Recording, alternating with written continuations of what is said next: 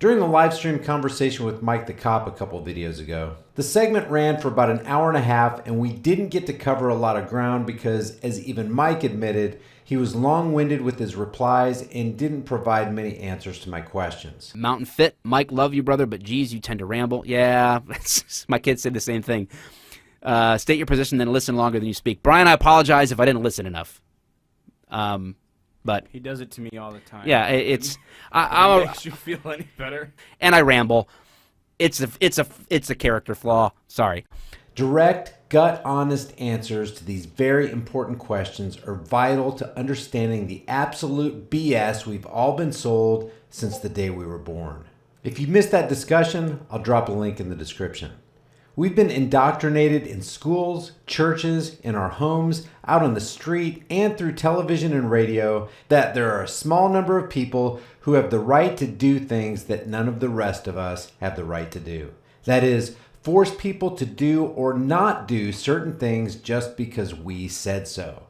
And if we did what politicians and cops do, we would rightly be charged with crimes and our asses would rightly be thrown into cages. So I want to take a couple minutes to distill what Mike the Cop and I talked about and address the questions that were not answered. I built my entire foundation for the conversation on the premise that no human being has the moral right to harm, threaten to harm, defraud, or steal from another human being who hasn't harmed another person.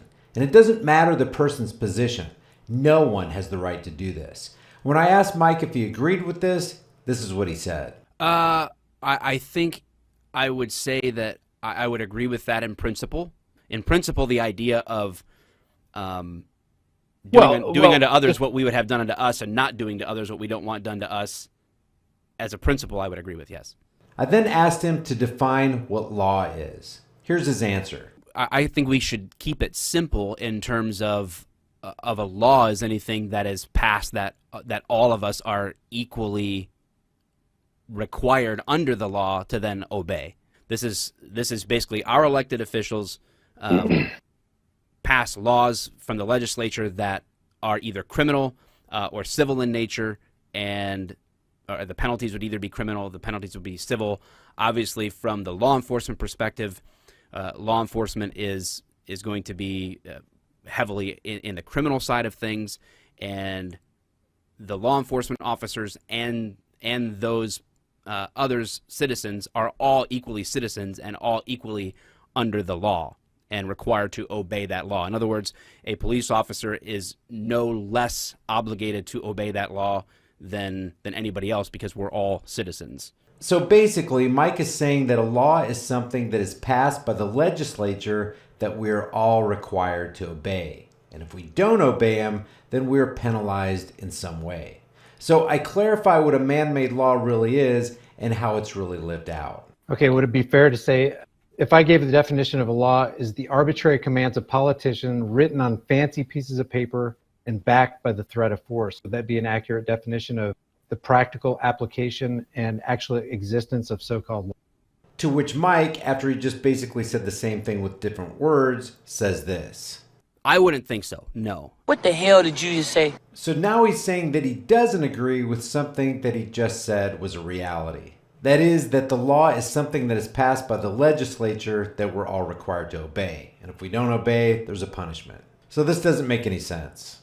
Now, in the conversation, Mike gets unnecessarily hung up on my word arbitrary for the duration of the conversation, because I said that the law is an arbitrary edict of politicians. He also got a little hung up on my phrase written down on fancy pieces of paper and the word edict. And he got hung up on the word politicians and modified that to be legislators. But when you scrub away all the political jargon and BS that attempts to cover the truth and reality of what a man-made law really is, it cannot be disputed that a man-made law is a command of the political class written down and backed by the threat of force from the order-following enforcement class. If you disagree with this, please provide your facts in the description below. An honest view of the political climate will yield the profound observation that there are only two schools of thought with regard to government. Government meaning the right to rule.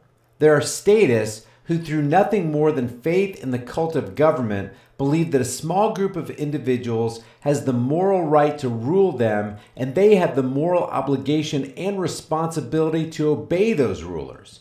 And then you have the anarchist or the voluntarist who has no need for rulers, no desire for masters, and chooses to govern himself. The anarchist doesn't just believe, but knows he has the self-evident right to rule himself. And he also knows that he does not have the moral right to rule anyone else.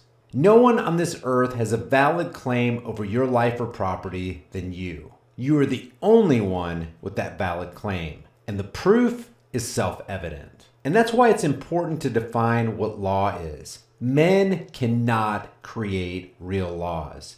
If a mere man feels he must enforce a law that he's created, then it's really no law at all. Real laws don't even require the existence of man. Therefore, they cannot be created by man. What you really have in terms of what statists call laws are policies or statutes. They're not laws. So Mike the cop is, in truth, not a law enforcer, he's a policy enforcer. And there's a huge difference. One is created by man, another one just is, and has no need of man. So Mike is a policy enforcer. All cops are policy enforcers. And that's where the term police comes from. It comes from the 1500s French word meaning policy. The conversation couldn't continue until the fact of what a man-made law really is was understood and agreed upon. It's a simple matter of logic and calling things what they truly are. A so-called law is really a policy based on the opinion of the political class, formulated as a command that everyone must follow because the political class says so. Oh, and it's backed by the threat of force. And who carries out the force or penalty of that political policy? The policy enforcers. And that's why I said this to Mike. And you guys are the enforcement arms of the political class. So the question becomes obvious. How can the policy enforcer prove that the person they're forcing to follow that policy has any valid obligation to follow the policies of the political class? And it's illogical to say, because the law says that you must follow the law because that's what the law says. That's circular reasoning. Mike said that this simple observation created a hinge point or a fork in the road for our conversation. But really, it's only a fork in the road for those unwilling to be honest with the facts and embrace the truth of what actually is, instead of fleeing from the truth and continuing to be coddled in the cultish superstition of submitting to a ruling class simply because they said you need to obey what they say or be punished. If I wrote down commands on a piece of paper and had all my friends sign that paper in agreement, and we pulled cops or anyone else over or visited them at their homes and told them that they broke the statutes of our friends as reflected on this here piece of paper, people would rightly think that we were out of our cotton-picking minds. And yet, when policy enforcers partake in the exact same lunacy with no proof that we are obligated to obey their political rulers, all of a sudden it's okay? What kind of magic is that? Mike says, a genuine question that I have for you as someone identifying as a voluntarist. I feel like I'm saying like voluntarist. I keep wanting to No, you're saying it right. Is what do you think should be the alternative? What does that path look like down that fork in the road? The alternative is peace and voluntary interaction and no force, no threats of. And it comes back to the premise that I laid at the beginning of this conversation: is it's never right to initiate force, violence, threats, or theft on somebody who has not harmed another person. And that's exactly what happens when a law enforcement officer turns his mind off and says, I will just obey the commands of politicians. You who just went across the street, you get a $50 fine. No, dude, I don't know who you are. We need backup. We have somebody who's resisting over here. What's happening is the law enforcement officer is committing a crime, that is the initiation of force on somebody who hasn't done anything wrong. And the reason he's doing it is under the color of law. And where did that law come from? It was written down on a fancy plain piece of paper. My piece of paper right here says Mike cannot own that flag with the blue line behind him. And I've got 25 of my other friends who've signed on to me, and they said, no, it's true. Mike cannot own that flag behind him.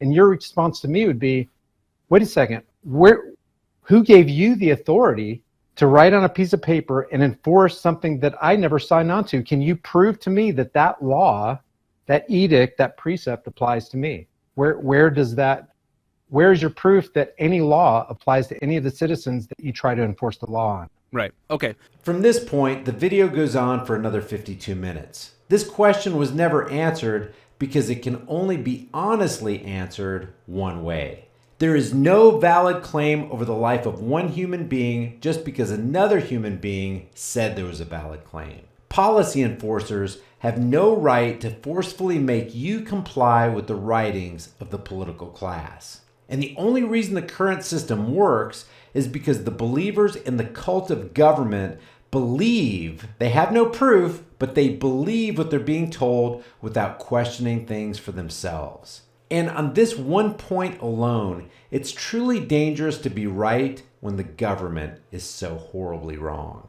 But what do you do after you've come to the knowledge of the truth that neither policy enforcers nor the political class have any valid claim over your life and property? Do you just go about your business like nothing happened? Or do you get out there and spread the brush fire of freedom in the minds and hearts of men? Truth, integrity, honesty, righteousness, and common sense are calling.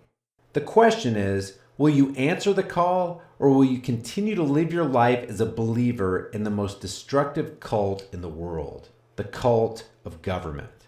I'll see you guys in the next video. Guys, I don't know how much longer my channel will be around here on YouTube.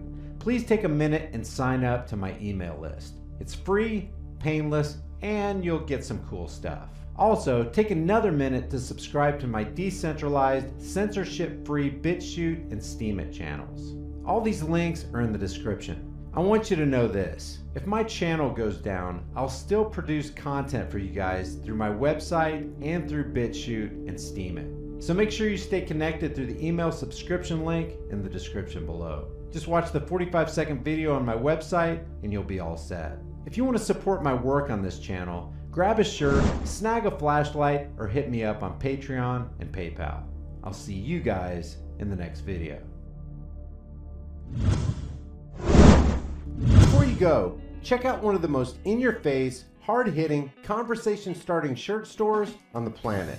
Just by wearing one of these t-shirts, hoodies, tank tops, or cutoffs, and without saying a word, you can let people know that black rifles matter. You can inform the sleeping masses that fluoride is dumbing them down, that Google is a gulag-style censorship machine, that the Department of Homeland Security is merely security theater, that the NSA makes your private life their business, that the Grim Reaper supports everyone's troops, that we need to legalize freedom, that in life there are no excuses, that CNN is a communist news network, voting is the suggestion box of slaves, that 9/11 was a lie, and that all official stories should be questioned. Also, let people know we're in the middle of a full-blown sheepvolution, taxation is theft, the IRS is an immoral robbery service, cops enjoy protecting and serving the crap out of you, that the space you occupy is not a gun-free zone, and that gun-free zones are the most dangerous places on earth.